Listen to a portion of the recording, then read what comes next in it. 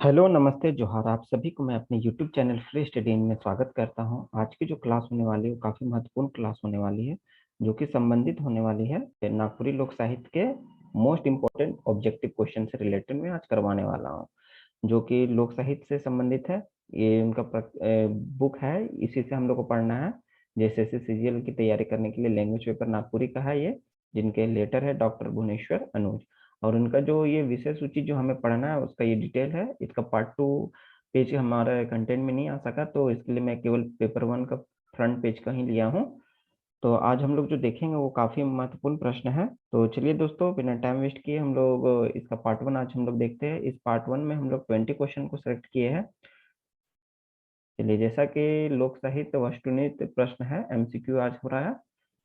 और first question कह रहा है हमारा, लोक साहित्य कैसन होवेला। लोक साहित्य कैसन होवेला? लिखित, लिपिबद्ध, मौखिक, देवल कोनो निहुत्तर। तो इसका जो राइट आंसर है, लोक साहित्य कैसन होवेला?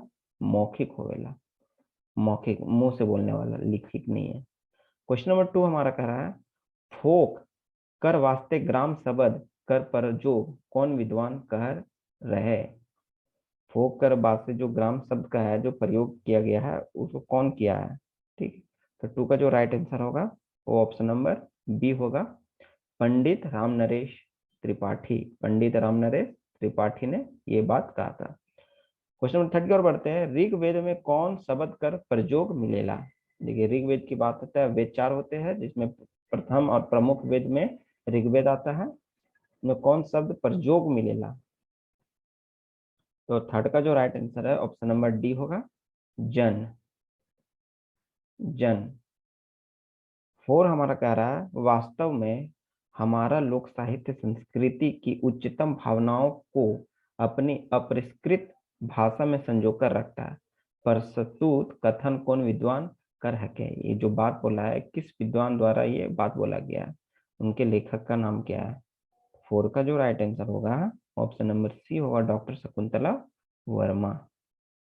इनके द्वारा ये बात कहा गया था। नेक्स्ट क्वेश्चन की ओर देखते हैं। क्वेश्चन नंबर 5, डॉक्टर सत्येंद्र रसन फोकलोर नामक किताब में प्रयुक्त संस्कृति सद कर जगह कौन शब्द का प्रयोग कर है। देखिए, जहाँ पे जो इस बुक का नाम है रसन फोकलोर, उसमें जो जो संस्कृति शब्द है उसके जगह कौन सा शब्द का प्रयोग किया गया, किसका प्रयोग किया गया है? तो 5 का जो राइट आंसर होगा वो होगा ऑप्शन नंबर सी, मानस। मानस। 6 कह रहा है, रसन फोकलोर नामक किताब का रचनाकार कौन है? जिनके रचनाकार कौन है? तो जो 6 का जो राइट आंसर होगा वो होगा हमारा ए, वाई एम सोकोलो। वाई एम सोकोलो। Option number is the right answer. 7 की ओर देखते हैं, लोक साहित्य के वाणीगत अभिव्यक्ति कौन विद्वान माइन है वह। लोक साहित्य के वाणीगत अभिव्यक्ति किस विद्वान को माना जाता है? तो 7 का जो राइट आंसर होगा ऑप्शन नंबर डी होगा, डॉक्टर सत्येंद्र को। किसे? डॉक्टर सत्येंद्र। क्वेश्चन नंबर 8 हमारा कह रहा है, वास्तव में लोक साहित्य वह मौलिक अभिव्यक्ति है जो भले ही किसी व्यक्ति ने गढ़ी हो, पर आज जिसे सामान्य लोग समूह अपना सकते हैं। प्रस्तुत पंक्ति कौन विद्वान कर परिभाषा के। देखिए, ये जो बात बोला गया है ये किस लेखक के द्वारा बोला गया है, ये किसकी प्रस्तुति है? तो 8 का जो राइट आंसर होगा ऑप्शन नंबर बी होगा, डॉक्टर धीरेन्द्र वर्मा। डॉक्टर धीरेन्द्र वर्मा के द्वारा ये बात बोला गया।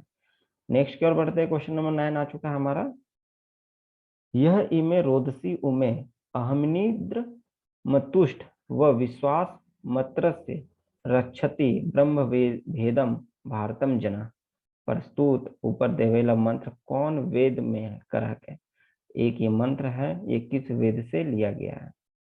काफी महत्वपूर्ण प्रश्न है ये। ऐसे ऐसे प्रश्न देखने को मिल सकते हैं आपके एग्जाम में।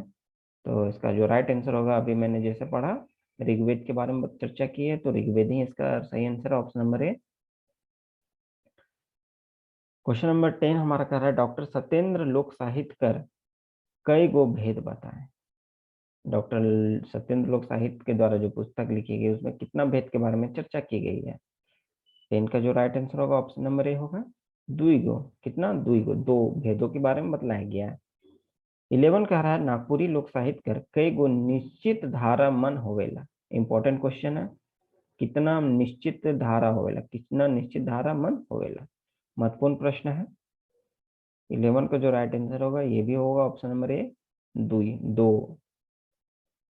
12 कह रहा है लोक साहित्य में लोक लोकाभिव्यक्ति कर कई गो मुद भेद होवेला।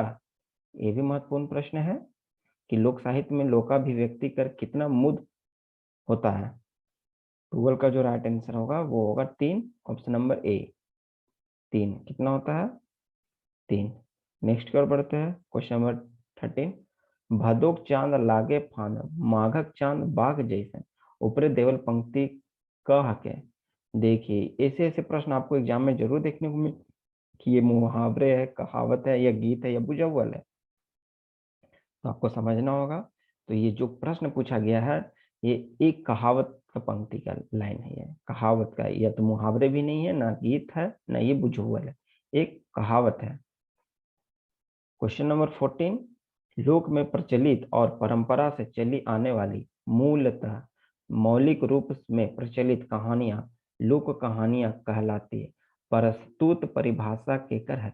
ये जो बात बोला गया है इतना लंबा, वो किनके द्वारा बोला गया है? ऐसे ऐसे प्रश्न भी हम लोग देखे हैं, 2-3 प्रश्न।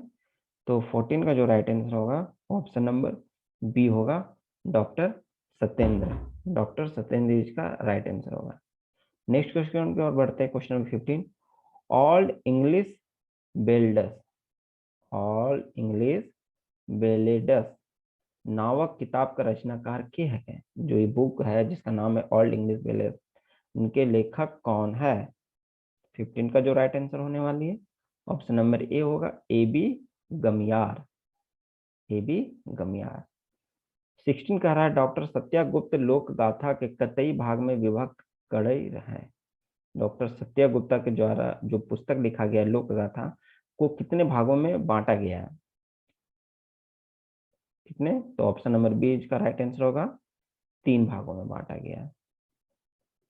नेक्स्ट की ओर बढ़ते हैं, 17 कह रहा है हमारा रॉबर्ट ग्रेप्स लोक गाथा मनक कई गो विशेषता बताए हैं। रॉबर्ट ग्रेप्स के द्वारा जो लोक गाथा है उसमें कितना विशेषता है, कितना विशेषता के बारे में बतलाया गया है?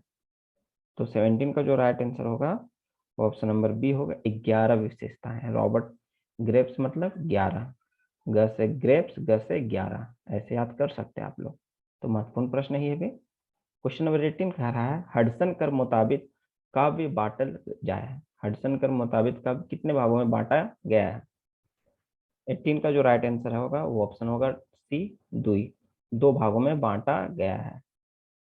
19 कह रहा है डॉक्टर कृष्णदेव उपाध्याय कर मुताबिक लोक कथा कर विशेषता के कतई भाग में बांटल जाए है। देखिए ये भी महत्वपूर्ण प्रश्न है। इनके जो डॉक्टर कृष्णदेव उपाध्याय इनके द्वारा लोक कथा को कितने भाषाओं में विभक्त किया गया है? जैसे अभी हम लोगों ने पहले पढ़ा कि डॉक्टर सत्येंद्र के बारे में पढ़ा, डॉक्टर धीरेन्द्र, ऐसे ऐसे लेखक है, इनके द्वारा कितने भागों में विभक्त किया गया। तो उसी तरह में डॉक्टर कृष्णदेव उपाध्याय भी आते हैं हमारे, तो इनके द्वारा कितने भागों में विभक्त किया गया? तो इनके द्वारा 8 भागों में विभक्त किया। Option number C right answer होगा। आज का जो आखिरी प्रश्न है वो कह रहा है लोक साहित्य कर विशेषता, क्या विशेषता है, इसके विशेषता क्या है? ऐसे ऐसे प्रश्न महत्वपूर्ण प्रश्न होते हैं, तो इसे जरूर देख ले, याद रख ले। तो 2120 का जो राइट आंसर होगा वो होगा दे विल सर्वे, मतलब जो ऑप्शन 4 तीनों दिया है वो सारे होगा। तो क्या है? प्रेम कर अभिन्न पुट, इसके बारे में बतलाया गया है, लोक साहित्य में हम पढ़ते हैं। अश्लील श्रृंगार कर अभाव, प्रेम रस के बारे में हम लोग इसमें देखते हैं।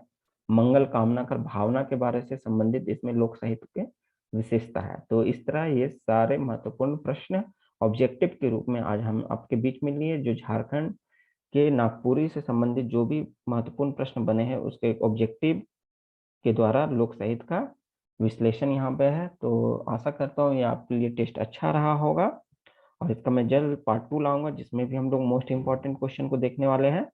तो जरूर इसको देखें और अपने दोस्तों के बीच भी शेयर करें। सब्सक्राइब करना बिल्कुल भी ना भूलें। साथ ही साथ मैं बतला दे रहा हूँ कि वन केबरा का यहाँ पे क्लास किया गया है जो झारखंड सीजीएल की तैयारी को देखते हुए करवाया गया। साथ ही साथ नागपुरी सदानी व्याकरण जो कि नागपुरी स्पेशल है, तो झारखंड सीजीएल, झारखंड एसआई या जेएसएस से संबंधित जो भी एग्जाम होने वाले, जेपीएससी भी ले लो, तो सारे के लिए ये महत्वपूर्ण है। और एक और में जो अभी हमारे चैनल में चल रहा है वो झारखंड टेस्ट सीरीज जो चल रहा है वो मोस्ट इम्पोर्टेंट है, इसे बिल्कुल भी मिस ना करें क्योंकि ये सभी के लिए इम्पोर्टेंट है जिनका लैंग्वेज पेपर कुछ किसी और ले चुके हैं, उनके लिए भी ये महत्वपूर्ण है क्योंकि ये टेस्ट सीरीज में ईच टेस्ट हम लोग 20 क्वेश्चन को देखेंगे। और अभी जो वर्तमान चल रहा है वो 26 हम लोग टेस्ट कंप्लीट कर चुके हैं। तो अगर किन्हीं कारण किसी का मिस हो चुका है तो ये सारे टेस्ट प्लेलिस्ट में अवेलेबल है, मेरे कंटेंट में जाए, सारे टेस्ट को डिस्क्रिप्शन के माध्यम से, अच्छी माध्यम से बतलाया गया है, पिक्चर के माध्यम से दिया गया, तो आपको याद करने में भी सुविधा होगी और टेस्ट को जरूर दें। तो चलिए दोस्तों, नेक्स्ट डे नेक्स्ट कंटेंट के साथ मिलते, तब तक अपना ध्यान रखें, तब तक के लिए धन्यवाद।